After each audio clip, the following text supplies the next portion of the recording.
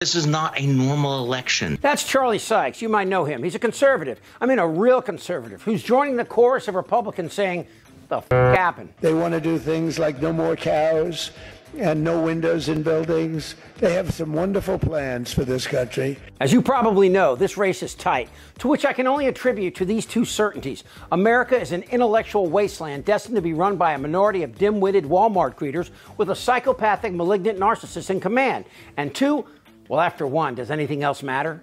Against your habits, to go against your pre-existing prejudices, to go against what you've done out of habit. This might be the one election to do it. And Charlie, you've made that decision, haven't you? Yeah, and this is the pitch. I mean, I understand how it's hard for Republican voters to cross over. I understand that there's this partisan muscle memory and that they disagree on a variety of issues. But the point I think that has to be made over and over again is that this is not a normal election. This is not Dukakis versus Bush. That this is not Republican versus Democrat. This is not left versus right. We are talking about the possibility of the return to power of a convicted felon, rapey seditionist who threatens to undo the constitutional order. And there's nothing conservative about that. And you said this over and over again. It's not that you have left the Republican Party or left conservatism. Conservatism has completely morphed into something that's absolutely unrecognizable. You're talking about somebody who kowtows to dictators, who wants to shred the Constitution. This is one of those moments where you say, okay, I understand that you are not changing your conservative or centrist values. I understand that you disagree with Kamala Harris on a lot of different things. But there's a moment where you have to put the country over party.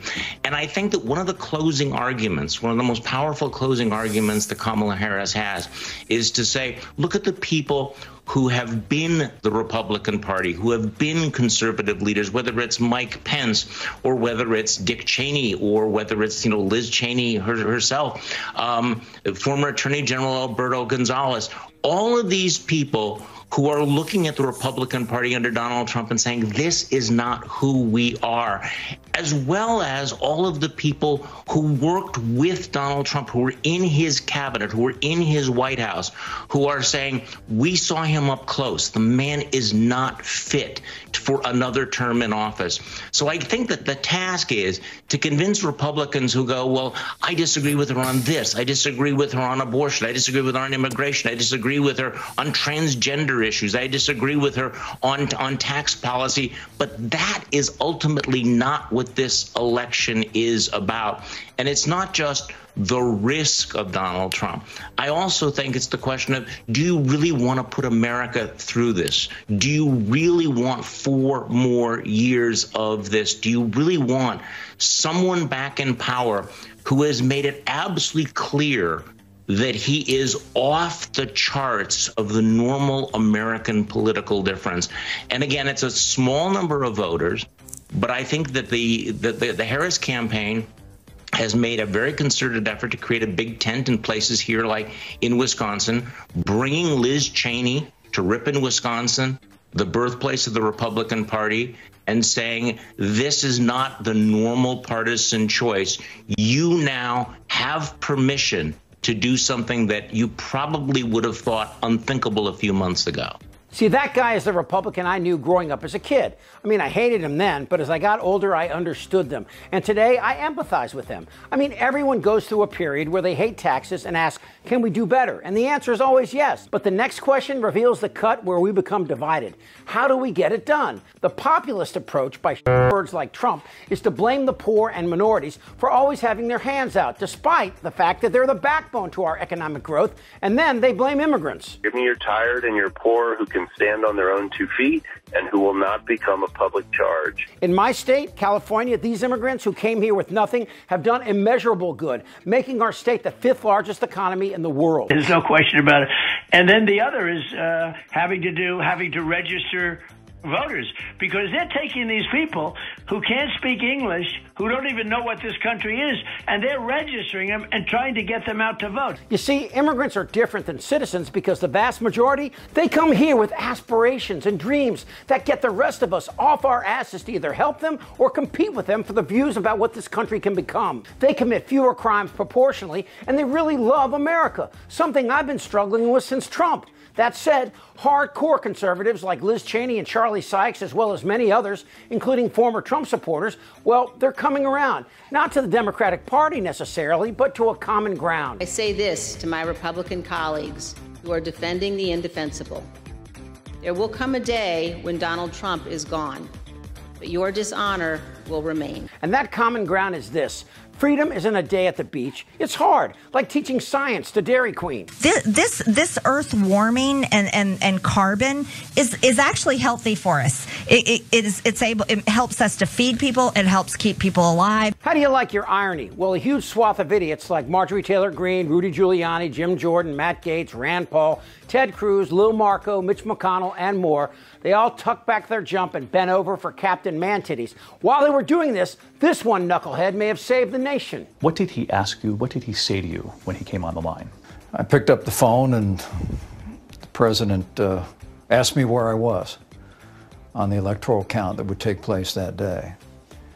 And I told him, despite what you issued last night from your campaign, Mr. President, you know, I've been very clear that I don't have the authority to reject votes during the electoral count or return those votes to the states. And it went downhill from there. This is a very popular MAGA podcast host, Sean Ryan, who corrected a recent episode of his show over the weekend and apologized to his viewers for putting out inaccurate information regarding a photo taken by Vice President Kamala Harris. Listen to him.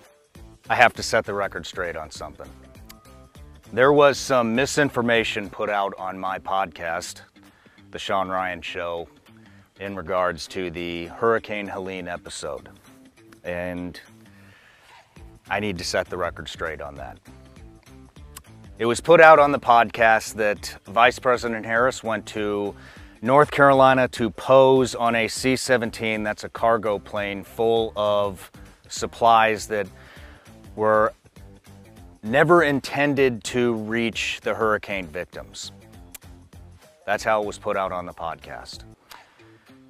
Friday morning, we received a message on social media from a crew member on that bird, that plane, that said that that was only partially true. The supplies never left that day because that specific plane broke down. They ushered the supplies to a different plane, and that was delivered the very next day. Now, I reached back out to my guest to reconfirm with his source, which was an officer in that National Guard unit, that the original story was correct, and the source did confirm that the story of the bird never intending to leave was correct. Well, now it's Sunday morning, and more news has developed, to include the flight logs of those birds in a statement released by the National Guard unit. And so I need to correct the error here. Those supplies were, yes, they were delivered to the hurricane victims.